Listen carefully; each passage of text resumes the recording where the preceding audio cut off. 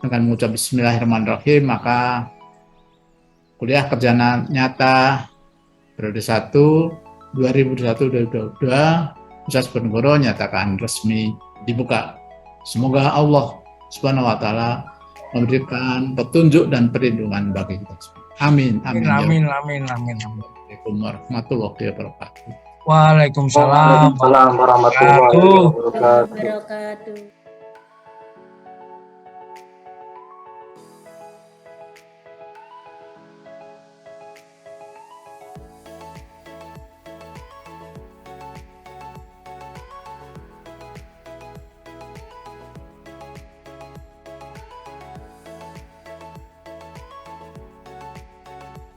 Halo semua, perkenalkan nama saya Cikal Hairunisa dan saya merupakan mahasiswi KKN Tim 1 Undip tahun 2022 dari jurusan Sastra Indonesia dengan dosen pembimbing lapangan yaitu Ibu Rahma Purwanti. Sebelum itu, apakah teman-teman sudah tahu pengertian dari KKN? KKN atau kuliah kerja nyata merupakan salah satu mata kuliah sebagai bentuk kesadaran mahasiswa untuk memanfaatkan sebagian waktunya bekerja menyumbangkan pengetahuan dan ilmu yang telah dimiliki secara langsung dalam memecahkan permasalahan serta melaksanakan pembangunan. Aspek fundamental yang terkandung dalam KKN Undip antara lain pendekatan, pendidikan, penelitian, dan pengabdian kepada masyarakat dalam suatu kegiatan. Ketiga, aspek tridharma perguruan tinggi tersebut dilaksanakan dengan proporsi yang seimbang, harmonis, dan terpadu dengan harapan agar kelak para lulusan Undip dapat menjadi manusia yang berilmu pengetahuan memadai dalam bidang masing-masing, mampu melakukan penelitian, dan bersedia mengabdikan diri demi kemaslahatan umat manusia pada umumnya dan masyarakat Indonesia pada khususnya. Lebih lanjut, dalam pelaksanaan KKN yang biasanya dilakukan di lokasi yang ditentukan oleh LPPM, maka saat ini ditentukan sendiri oleh mahasiswa berdasarkan lokasi domisili atau kampung halaman, atau dapat memilih lokasi di luar domisili dengan alasan tertentu. Misal, tidak ada mobilisasi atau pergerakan lokasi yang keluar dari kaidah protokoler di masa pandemi COVID-19. Lokasi KKN saya ada di Dusun Deo, Desa Tawangrejo, RT 1 RW 5, Kecamatan Turi, Kabupaten Lamongan.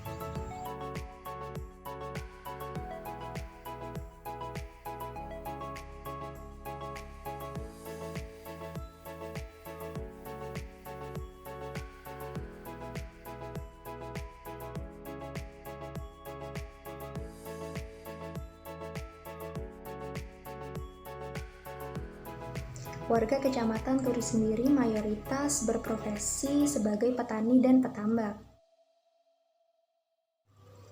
Potensi yang dimiliki oleh Kecamatan Turi ialah menjadi pusat komoditi ikan bandeng, nila, tumbro, lele, udang windu, bebek, dan telur bebek.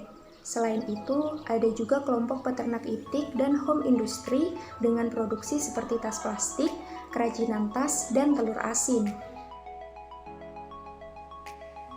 Permasalahan yang dihadapi oleh warga Dusun Deo, Desa Tawangrejo, RT 1 RW 5, Kecamatan Turi adalah adanya pandemi COVID-19 yang berpengaruh ke seluruh lapisan masyarakat dan menjadikan para warga harus menerapkan kebiasaan baru seperti mencuci tangan, menggunakan masker, menjaga jarak, menjauhi kerumunan, dan mengurangi mobilitas.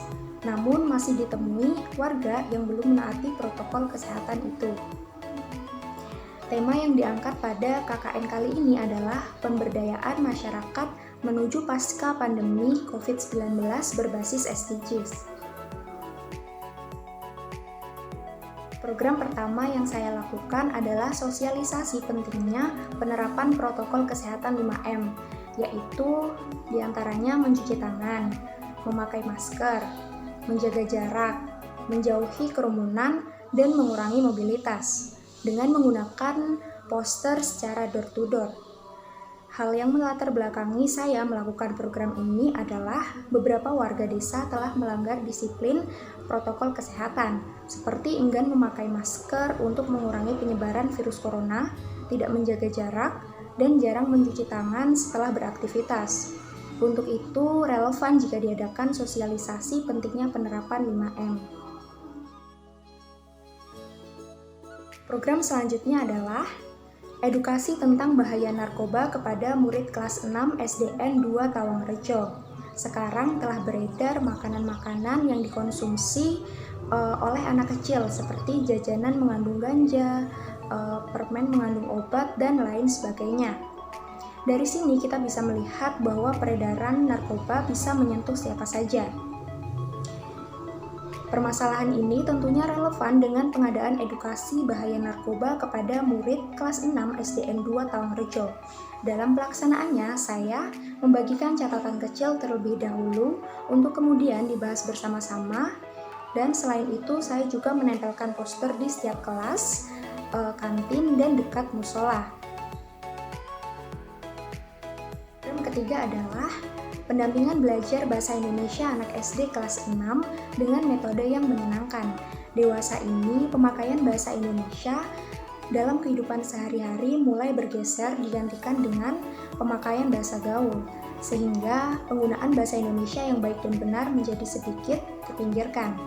Selain itu, faktor metode pengajaran yang membosankan dan tidak interaktif juga ikut andil, hingga menyebabkan anak kecil bosan saat sedang mempelajari bahasa Indonesia. Program ini dilaksanakan dengan melanjutkan materi yang sebelumnya sudah diberikan oleh guru, namun dengan metode pembelajaran yang berbeda.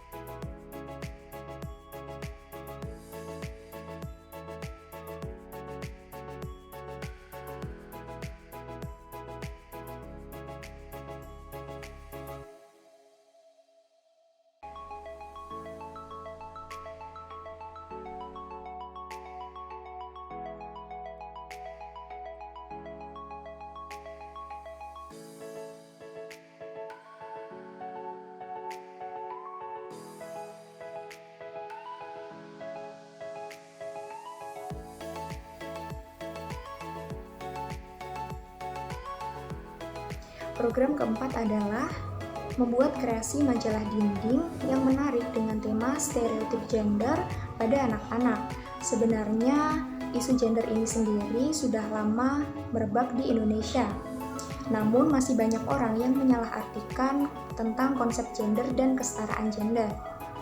Termasuk di dalamnya prinsip kesetaraan gender pada anak-anak. Oleh karena itu, pemahaman tentang kesetaraan gender yang positif pada masyarakat sangat diperlukan.